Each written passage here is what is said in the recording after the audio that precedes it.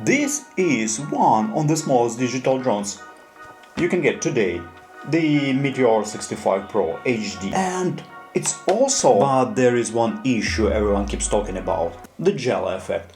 Well, not in my case.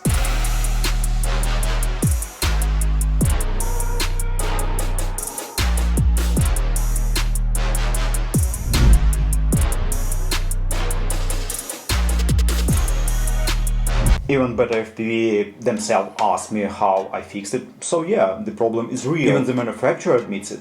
But guess what?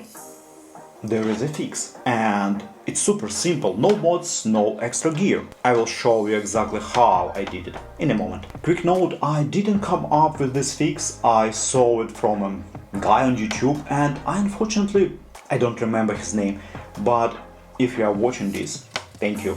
Legend. So, what the fix? See this wire going from the VTX to the camera? Just twist it into a loose spiral like this and make sure it's not touching anything. Simple logic. Simple fix.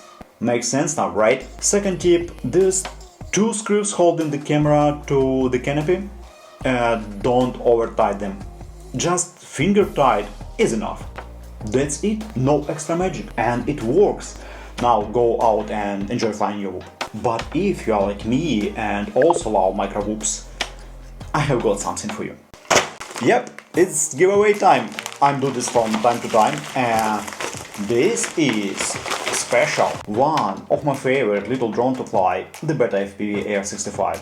Racing edition in this case, plus some extras.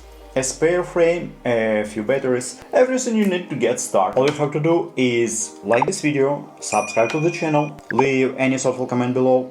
We'll pick the winner randomly about 10 days after this video goes live. Thank you for watching, I hope this was helpful and I'll see you in the next time.